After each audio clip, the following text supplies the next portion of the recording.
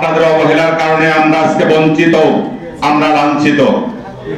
অনেক লোক আছে নাম দিয়ে রাখছে, ঘরে বসে কমিটি করছে, টিটু সেটি যাও জানে না। আমি শুনেছি, জানি না। আমি মির্জা জাহাঙ্গীর, আমার ওয়ার্ডের সভাপতি সদস্য, এ যদি কমিটির অবস্থা হয়, ওই কমিটির কতটা চলবে? আপনারা চারজনে জানেন না। দেখেছো কি তাজমহল দেখেছো যে তার প্রাণ ভিতরে ঘুমিয়ে রয়েছে মমতাজ বেগম, বাহিরে দাঁড়ানো বাদশাহ শাহজাহান। আপনারা যান বিএনপি নামে যাদের চিনে এই চার ব্যক্তি, বিএনপি নামে জন্মদাতা এই চার ব্যক্তি। আপনারা দেখেন না কেন? বাইরে দাঁড়িয়ে রয়েছেন, কচ্ছপের মতো মুখ বের করবেন, ঢোকাবেন, হবে না? আপনাদের জবাবদিহিতার আওতায় আনতে হবে। আপনারা একটা ইউনিয়ন কমিটি করে দেন অথবা অনুমতি দেন, প্রত্যেকটি ইউনিয়নে একটি করে কমিটি করতে হবে।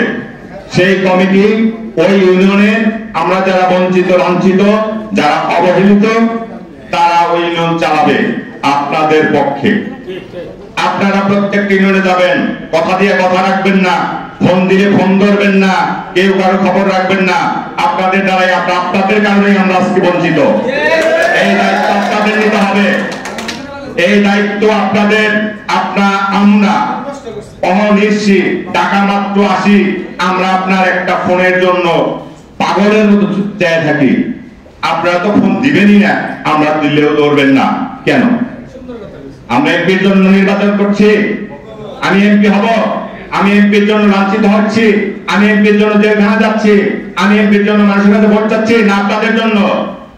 আপনারা যদি মনোনয়ন পান, একজন পাবেন, আপনারা চারজন আমাদের ওয়াদা দিতে হবে ঐক্যবদ্ধভাবে, যে কোনো ইউনিয়নে যে কোনো সময় প্রোগ্রাম হবে, চারজনকে একত্র থাকতে হবে, চারজনকে একত্র থাকতে হবে।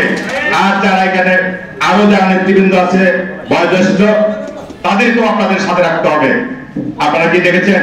আপনারা একটা ইউনিয়ন ভিজিট করেন, একটা ইউনিয়ন ভিজিট করেন, এই চারটা লোক একবার দেয়া শুধু বলে যে অমুকদিন যাবো, জনসভা লাগবে না। কত মানুষ আপনাদের জন্য চায় রয়েছে, আপনারা তাদের খবর রাখেন? কত মানুষ আপনাদের জন্য দোয়া করে জানেন? টিটু টিটু টিটু বাদ দিয়ে টাটু হইলে ভালো হইতো। আম গাছে কখনো আপনারা এই করতে দেখেছেন? আঙুর, নৌকা, লাঙ্গল, নৌকা লাঙ্গল, সেইখান থেকে ধানের শীষ হয় কিভাবে? সাইনবোর্ড পাইছে কি হয়েছে? সাইনবোর্ড পাইছে কি হয়েছে? সাইনবোর্ড লাগে না। আমি জাহাঙ্গীর যখন চেয়ারম্যান নির্বাচিত হয়, আমার সাইনবোর্ড ছিল না। সাইনবোর্ড ছিল উপজেলায়, কিন্তু আমার অত কিছু লাগে নাই। আপনারা চারজন দায়ী। আজকে আমাদের রাস্তা ঘুরাচ্ছেন। আমি প্রস্তাব করব, আপনারা অনুমতি দেন, প্রত্যেকটা ইউনিয়নে কমিটি হবে। ওই কমিটি তারা আপনাদের পক্ষ হয়ে কাজ করবে, ইউনিয়ন ব্যাপী তারা প্রচারণা চালাবে। তাদেরকে আপনারা বলেন যে তোমার ইউনিয়ন আজকে যাব, কয়জন যাবেন, কয়টা গাড়ি যাবে? 5টা গাড়ি যাবে, 5টা গাড়ি তেলের টাকা ওই ইউনিয়ন দিবে। 20 জন লোক যাবেন, 50 জন লোক যাবে, ওই ইউনিয়নের লোক আপনাকে খাওয়াবে। তারপরে যদি আপনাদের ঘুম না ভাঙে, আমাদের কিছু করার থাকবে না। তারপরে যদি আপনাদের ঘুম না ভাঙে, আমাদের কিছু করার থাকবে না। আমি আপনাদের কাছে করজোর অনুরোধ করব, হয়তো আমার কথায় আপনারা বিরক্ত বোধ হতে পারেন। আপনাদের চারজনকে অবশ্যই এইভাবে করলে আমরা এই টিটু আর ফু একই জিনিস। আপনারা চারজন শুধু যায় দেখেন, এক ইউনিয়ন ভিজিট করে দেখেন, এই টিটু আর ফু একই জিনিস। আমার কথায় যদি আপনাদের মনে কষ্ট হয়ে থাকে, আমাকে দয়া করে ক্ষমা করে দিবেন। কারণ আমরা আপনাদের জন্য টাকার জন্য আসছি না, আমরা শুধু ইজ্জতের জন্য আসছি।